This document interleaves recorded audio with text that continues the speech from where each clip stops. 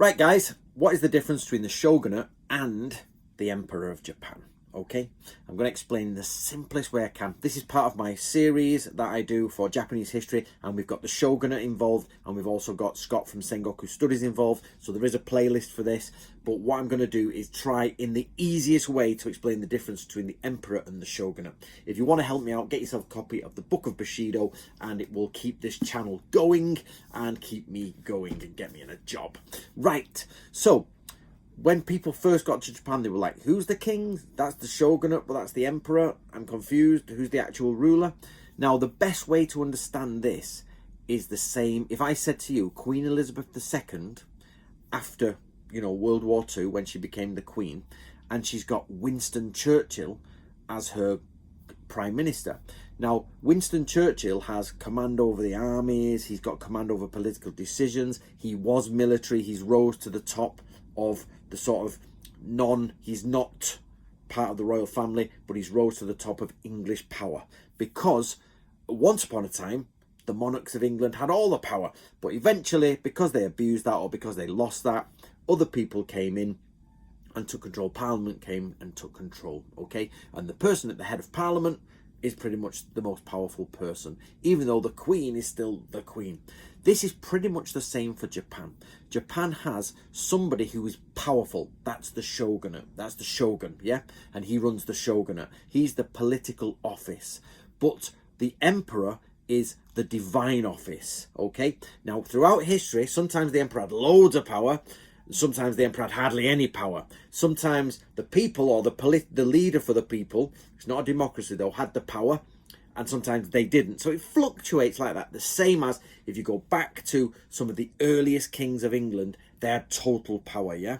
But bit by bit that power left, and the people or a chosen person would go up and take the power. And usually this is a powerful person. So this is the way Japan also worked. Now, the emperor is actually like the son of heaven. It's not quite the king or something like that. There's a different kanji for king. He's like the offspring of heaven. Now, this is very similar to Queen Elizabeth, because she is technically, or was technically, same as King Charles, there's technically a descendant of Odin. He's absolutely, the kings and queens of England are descended from Odin, because all the Anglo-Saxon kings and queens come from Odin. But everybody knows the bloodline's not there because different factions took over the monarchy of England. Now, this is exactly the same, except for the blood in Japan. Different factions took over in Japan. It was like, well, we'll get rid of that emperor and he can retire, and we'll bring this person in. This samurai married in because he was powerful.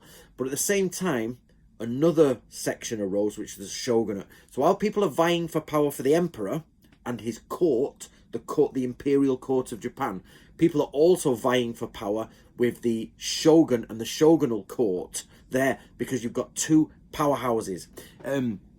In England, that would be like, around Westminster, where the Prime Minister is, and you've also got Buckingham Palace or the Tower of London, where the King is, and they're in the same place. They're vying for power, and there's different power fluctuations. Now, in Japan, this is most likely in Kyoto and in Edo for the later samurai period. So in Kyoto, the emperor's got his palace and all his courtesans, and the court is there, which is a very complex system. And you've got the shogun, who's in his palace in Edo, which is Yedo as it used to be called, and which is now Tokyo, and they're running the country different ways with different things. The divinity or the divine way of looking after the country is here in Kyoto. The administration of it is here. Now, this becomes even more complex, because they then say, well, the shogunate... So one thing you must understand about the shogun, right, and the shogunate, it's called bakufu, yeah, the bakufu, the tent government, because they're behind military tents. You must understand is that it started as a much smaller thing. It started as just a general, a military general, and there was multiple shoguns. So somebody was awarded the title of shogun, and they said, you are our shogun, off you go. I, the emperor, give you permission to go and quell this army out there. But of course, that title became very respected, so then people like to keep hold of it. So then they started the Kamakura shogunate in the 1400s, if I'm getting from memory, guys, please correct me if I'm wrong. And basically, bit by bit, up to the Edo period, the imperial court lost power, and the shogunate, the Bakufu court, gained most power. In the end, they just became a puppet figure, and that was it then. The political aspect took control of the country. So like Queen Elizabeth had Churchill, and if they debated for who's the most powerful, was it Churchill or was it the king during the war or the queen after? You know, who was the most powerful? And that's how you would understand the Japanese court. So Scott from Sengoku Studies has started doing some court stuff, and he's talked about the Black Teeth and how court people and aristocrats and all the other people try to emulate the court. And I know the Shogunate, Nick from the Shogunate, is going to be doing his video soon, and he will be talking about the Japanese court. So all we need, we're keeping these months simple. All you need to understand is in Japan there is an imperial court and there is a shogunal court, the shogun and his court. The imperial court is by far older, by a long shot, and it used to be vastly powerful. It used to control the hub of Japan. And it wasn't overnight, it was bit by bit. Different factions came in and Japan declined in its power, or the empire, the imperium, if you like, you know, 40k style, declined in its power, and someone came up and grew in power, and that became the imperial, that became the Tokugawa family. Yep.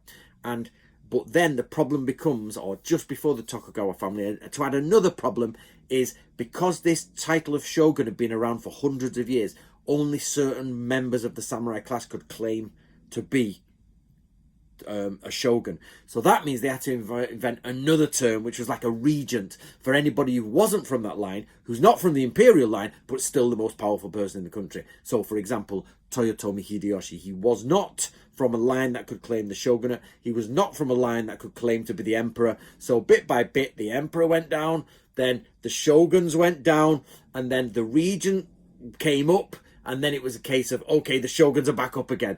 So you need to understand the court is a complex thing in Japan, but let's start simple. Let's keep it simple, and we might go into more detail next year when we move on to that. But also we've got a video coming from Nick. So enjoy that. I hope you enjoyed that, guys.